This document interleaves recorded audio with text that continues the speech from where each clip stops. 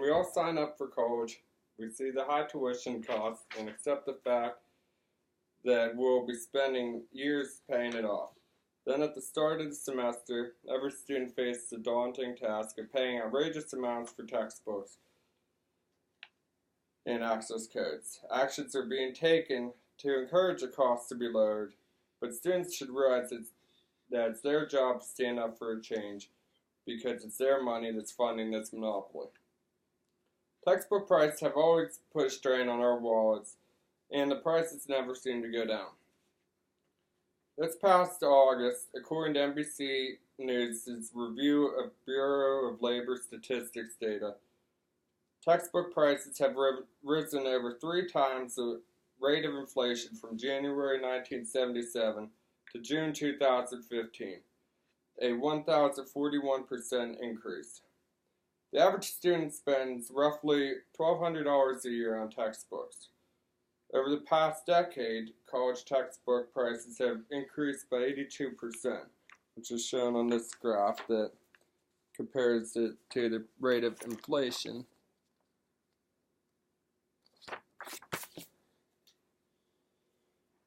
We don't really have a choice because they say the book is required. But why is it required for every class? There are some classes I've never opened a book for, and professors never give assignments from the book, but they say I still need the book. Whenever you go to sell your book back and have hopes of getting some money in your pocket, you literally get pennies on the dollar.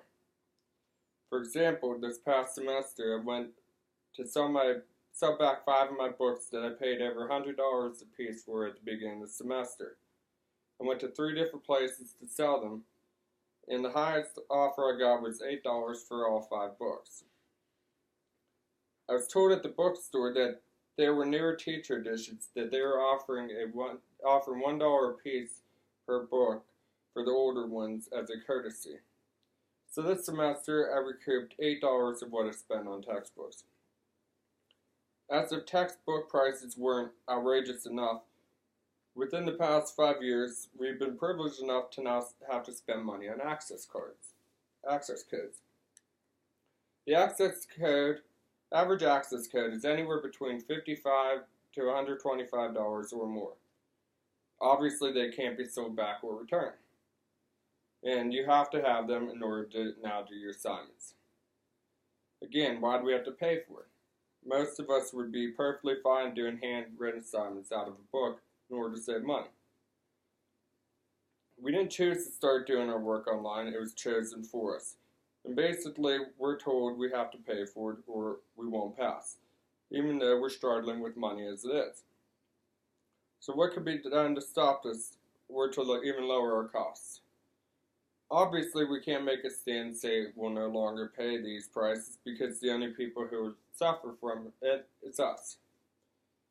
We can rent our textbooks or try to find them used online from sites such as Chegg or Amazon, but we're still forced to pay for the access codes, which can't be purchased for a lower price anywhere, believe me, I've tried. In October 2015, U.S. Senator Dick Durbin from Illinois proposed the Affordable College Textbook Act and said this legislation will help pressure the traditional college textbook market to come up with cheaper alternatives and innovations. Durbin introduced similar legislation in 2013 that went nowhere, but he's trying again.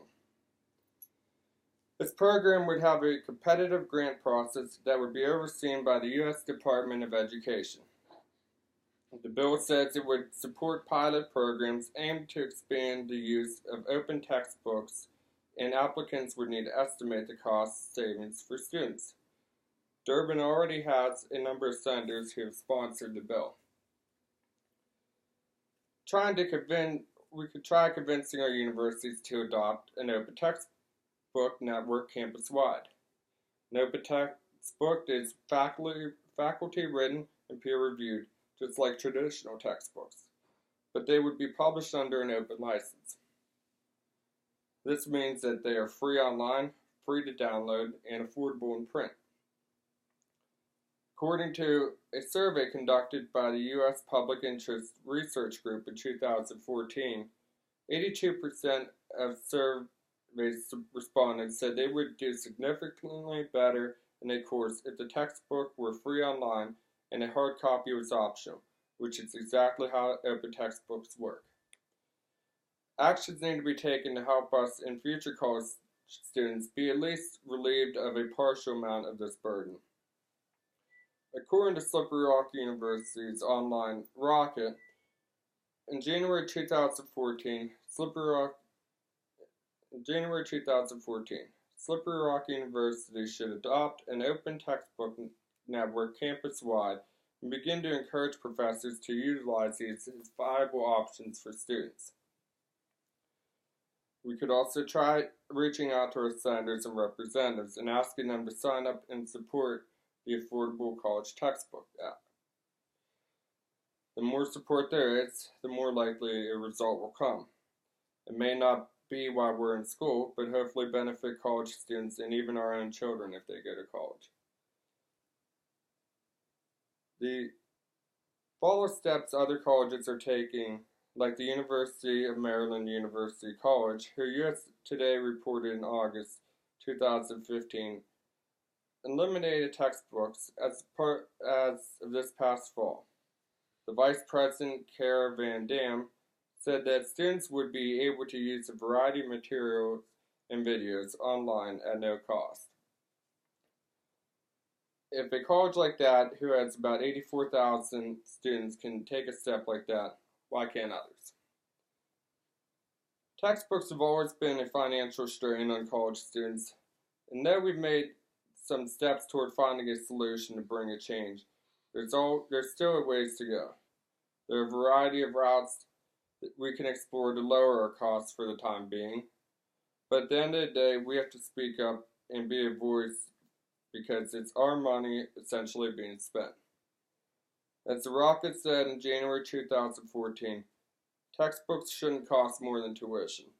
We say open textbooks are more than a step in the right direction. Maybe they're even a leap for mankind.